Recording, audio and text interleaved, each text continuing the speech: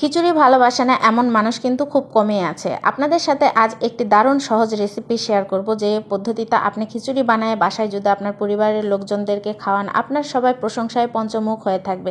আসসালামু আলাইকুম, কেমন আছেন আপনারা? আলহামদুলিল্লাহ, আমি এবং আমার পরিবারের সকলে অনেক বেশি ভালো আছি। তো আজকের খিচুড়ি রান্নাতে আমি গোটা কিছু আলু দেব। এই আলুগুলো আমি 2 ভাগ করে নিয়েছি। এগুলো ভালো করে ধোয়ার পরে আমি এখানে হলুদ এবং লবণ দিয়ে মেখে নিয়েছি। মেখে নেওয়ার পরে এগুলো একটু আমি তেলের মধ্যে ভেজে নিব। হালকা ব্রাউন কালার হয়ে আসা পর্যন্ত আমি এই আলুগুলোকে ভেজে নিব ভালো করে এপিট ওপিট। আজকের খিচুড়ি যেহেতু আমি গরুর মাংস দিয়ে করব, তো পাশের চুলাটাতে আমি কিন্তু গরুর মাংস কষাতে উঠাই দিয়েছি। তো এখানে আলুগুলো উঠাই নেওয়ার পরে এখানে ঝুরি করে কেটে রাখা পেঁয়াজগুলোকে লাল লাল করে একটু ভেজে নিব। ভেজে নেওয়ার এই পর্যায়ে আমি গরম মশলাগুলো সবই দিয়ে দেবো। গরম মশলা বলতে এখানে তেজপাতা, দারচিনি, কালো ফল, সাদা ফল, গোলমরিচ সহ সবই দিয়েছি। এগুলো গরম মশলা সহ পেঁয়াজ একটু ভাজা ভাজা হয়ে আসার পর আমি এখানে হলো চাল এবং ডাল, যেগুলো আমি আগে থেকে ধুয়ে রেখেছি।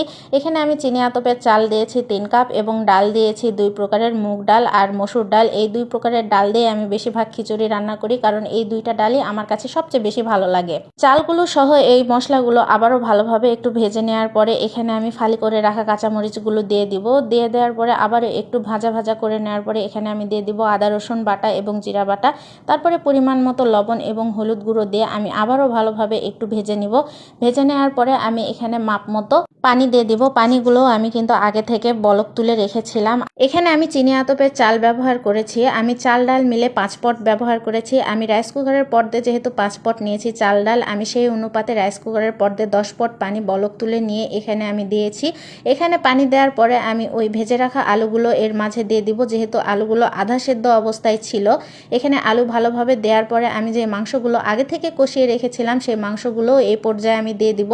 মাংসগুলো দেওয়ার পরে আমি ভালোভাবে আবারও নাড়াচাড়া করে ঢাকনার সাহায্যে ঢেকে দিয়ে মিডিয়াম আঁচে রান্না করে নিব এবং শেষ পর্যায়ে পানি যখন একবারে টেনে যাবে তখন একবার নাড়াচাড়া দিয়ে ভাপে আরেকটু বসাই দিব।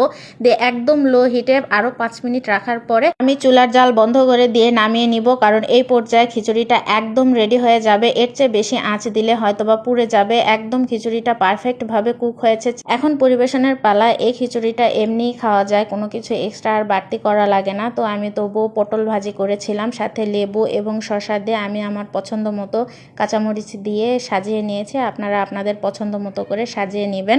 আপনার ঘরে থাকা সাধারণ মশলা দিয়ে যদি এত লোভনীয় খিচুড়ি আপনি বাড়িতেই বানিয়ে নিতে পারেন, তাহলে কেন টাকা খরচ করে বাইরে খেতে যাবেন? বর্ষার দিন হোক বা যখনই মন চাবে এইভাবে একবার খিচুড়ি রান্না করে খেয়ে দেখবেন। ইনশাল্লাহ আপনাদের পরিবারের সকলে এই খিচুড়িটা অনেক বেশি পছন্দ করবে। আজকের মতো এই পর্যন্তই। সবাই ভালো থাকবেন, সুস্থ থাকবেন। আল্লাহ হাফেজ।